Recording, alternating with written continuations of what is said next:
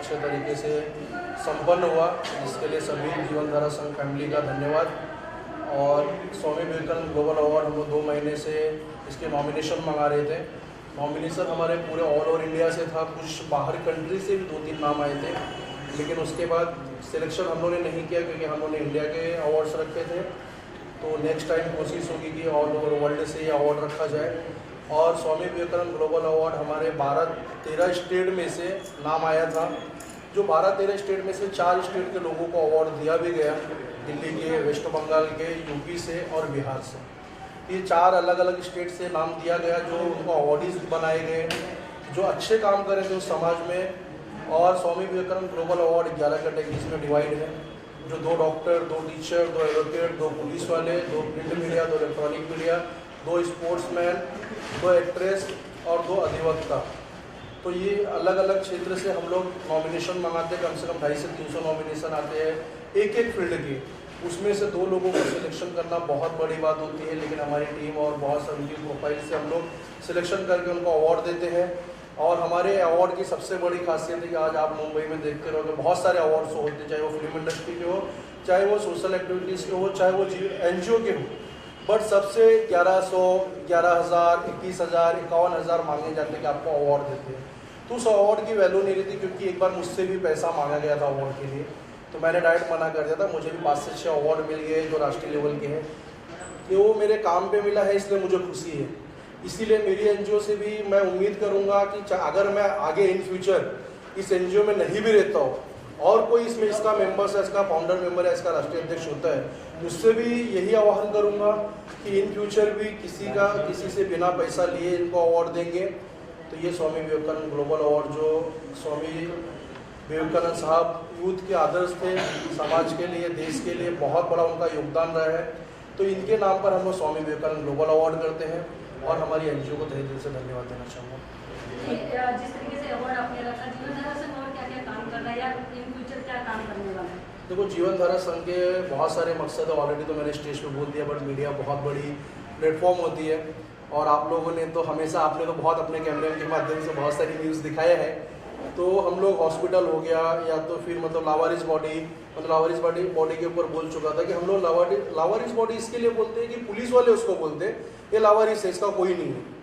But अगर आज हमारी फैमिली का कोई सदस्य चले जाता है, हम उसे लावारिस नहीं, हम उसकी अंतिम क्रिया बहुत अच्छे से करते हैं, क्योंकि हम उनके लिए खड़े रहते हैं। इसीलिए जो हमारे कहीं से भी इस माया नगरी में या ऑल ओवर इंडिया के अंदर या ऑल ओवर वर्ल्ड के अंदर आपको कोई लावारिस बॉडी मिलती है, तो हमारे NGO से संपर्क करें, या तो आप खुद आगे आए, उसकी अंतिम क्रिया करें, चाहे वो हिंदू हो, चाहे मुस्लिम हो, चाहे क्रिश्चियन हो, पंजाबी हो, कोई भी धर्म का हो।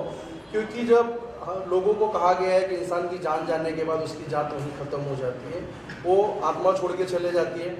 तो इसीलिए किसी की जात नहीं होती है, इंसान ने यहाँ पे जात बनाया, धर्म बनाया है, तो आज लोग लड़ रहे हैं, इस पर राजनीति हो रही है। लेकिन हम लोग अपनी NGO के तहत ना जात ना धर्म देखते हुए लावारिस बॉडी पर काम कर रहे हैं। तो हमारा ये मकसद है। और विधवा विवाह, उसके बाद गरीब लड़कियों की शादी, हमने बहुत सारी गरीब लड़कियों की शादी करवाई जो ऑन पेपर रिकॉर्ड है, लेकिन हम लोग फोटो सेशन नहीं करते हैं। ये चीज़ें मैंने बहुत बार बोली है, क्योंकि किसी गरीब लड़की की शादी होती है, अगर काश मैं होता उस जगह पर, उसका भाई और मेरी बहन की शादी होती और लोग करवाते तो मुझे खुशी नहीं होती। वैसे कुछ प्रॉब्लम्स होती है, तो लोगों को उसका फोटो सेशन नहीं करना चाहिए।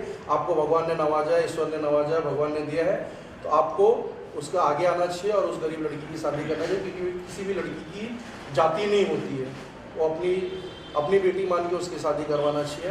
ये उम्मीद करूंगा सभी लोगों से, संसार के सभी लोगों से और जीवनधारा संघ की फैमिली से आह्वान करूंगा कि काम सदैव करते रहें। रूपाली जी, क्या कहेंगे? आज पूरा प्रोग्राम स्टेज पे आपने संभाला, तो कितना अचीव लगा जब लोगों को इस तरीके का अवार्ड दिया उनके काम को लेकर? देखिए, आज जो जीवनधारा संघ 2023 जो अवार्ड शो था, वो मैंने संभाला, मैंने एंकरिंग किया। बहुत सारे कैटेगरी के लोगों को हम लोग ने अवार्ड दिया है, तो मुझे बहुत अच्छा लगा कि ये जीवनधारा संघ जो हम कार्य कर रहे हैं वो बहुत आगे चल के हम लोग आगे करने वाले हैं और भी ज़्यादा अच्छा। पूजा जी, आप क्या कहना चाहेंगी? जी, मैं तो अभी इसमें नई जुड़ी, मुझे 1.5-2 महीने ही हुआ है, बट लेकिन मैंने अभी तक जितना रन देखा है इस NGO का, काफ़ी बहुत अच्छा है, 110% है। बट बस इतना ही कहना चाहूँगी, मैं आगे तक इसमें कंटिन्यूसली रहूँ। मैं जीवनधारा की राष्ट्रीय महिला अध्यक्ष हूँ। मैं एक चीज़ कहना चाहूँगी कि हम लोग ने काफ़ी सारे आंदोलन किए थे, जिसमें लास्ट में एक आंदोलन ऐसा था कि मैंने स्टेज पे भी कहा था कि वेश्या व्यापार या फिर ड्रग्स को लेकर हम लोग ने कुछ आंदोलन किया था। तो इसमें एक चीज़ ऐसी है कि वेश्या व्यापार, तो ये आंदोलन होने के बाद कुछ वेश्याएं हमारे पास आई, मतलब जीवनधारा में संघ से जुड़ी, और उन्होंने हमसे एक सवाल किया कि आप ये आंदोलन कर रहे हो, वेश्या व्यापार बंद कर रहे हो, तो हम कहाँ जाए। तो इस पर जीवनधारा संघ अभी सोच रहा है कि अगर कोई वेश्या व्यापार जो करने वाली लेडी है, अगर वो चाहती है कि अच्छी जिंदगी बिताए, तो उसके लिए हम कुछ अच्छा कार्य करने वाले, बराबर जो गोविंद जी, क्योंकि अगर वो चाहती है कि कुछ जॉब अच्छा करे, उनको जॉब नहीं मिलता ऐसा उनका कहना है, तो हम उनके लिए भी कोशिश करेंगे कि उनके लिए कुछ अच्छी जिंदगी हम कैसे दे सकते हैं। जी गोविंद जी कुछ बोलना चाहते हैं? देखिए, जो वेश्यावृत्ति व्यापार पे बहुत सारे मुद्दे चल रहे हैं। हमारी एनजीओ ने 2019 से मैटर भी फॉलोअप किया है, जो मीरा रोड बैंदर में सबसे ज़्यादा हो रहा है, क्योंकि देखो गवर्नमेंट ने एक प्रॉपर प्लेस दिया है ग्रांट रोड, तो हम कोई दूसरी जगह को मिनी ग्रांट रोड नहीं बनाना चाहते हैं। स्मार्ट सिटी है मीरा बैंदर, और उसके बाद कि जो वेश्यावृत्ति की जब 2019 में हमारे सीनियर साहब थे और वहाँ के रेलवे पुलिस के सीनियर थे, उन्होंने बोला था कि इन लोग रोजगार मांग रहे हैं, आप इनको मतलब बेघर करना चाहते हो, इनको रोजी रोटी छीन रहे हो। तो मैंने मेरी एनजीओ की तरफ से बोला था कि सर कितने लोग यहाँ पे काम करते हैं, तो बोले 500 से 600 लोग। तो बोला सर 1000 लोगों को काम देता हूँ, लेकिन आप क्या इसको बंद करवाएंगे। तो फिर बाद में उन्होंने इसको गुमराह किया, क्योंकि यहाँ से पुलिस वालों को खुले हफ्ते जाते हैं, वहाँ पे जो पॉलिटिशियन है उनको हफ्ते जाते हैं, ये चीज़ें बंद नहीं हो सकती। क्योंकि और इसमें दूसरी बात है कि हमारे भारत की जो भारतीय लेडीज़ होती है ना, जो वो ये चीज़ कर भी नहीं सकती है, क्योंकि ये वेस्ट बंगाल के लोग, बंगाली लोग, और उसके बाद मतलब ना बांग्लादेशी लोग बोल सकते हैं हम, कि जो बांग्लादेशी वहाँ से आके हमारे भी भारतीय महिलाओं को ख़राब करती है। तो उम्मीद करूँगा कि जो मेरे एनजीओ की महिलाएं हैं, उन लोग सभी उनको समझाए, और अगर उनको रोजी रोटी चाहिए तो इजी मनी मत कमाओ, मेहनत से कमाओ, जो कल को आपके बच्चे भी बोले कि आपने अच्छा काम किया, अच्छे कर्म किया है, उसे गंदगी में मत ढकेलो। तो ये जीवनधारा संघ सभी से यही आह्वान करें। मेरा नाम प्रीति पन्हाले है और मैं जीवनधारा संघ से 8 महीने से जुड़ी हुई हूँ, और मुझे सोशल वर्क करना बहुत ज़्यादा अच्छा लगता है। मुझे ऐसा लगता है कि समाज में कुछ अच्छा कार्य करती रहूँ, और जिससे समाज को भी फ़ायदा हो और मेरी इच्छा भी पूरी हो। जीवनधारा संघ ने जो अवार्ड रखा है अभी स्वामी विवेकानंद का 2023 का, इसको मुझे बुलाया गया। मैं पूजा जी का बहुत ही शुक्रगुजार हूँ कि इन्होंने मुझे याद किया।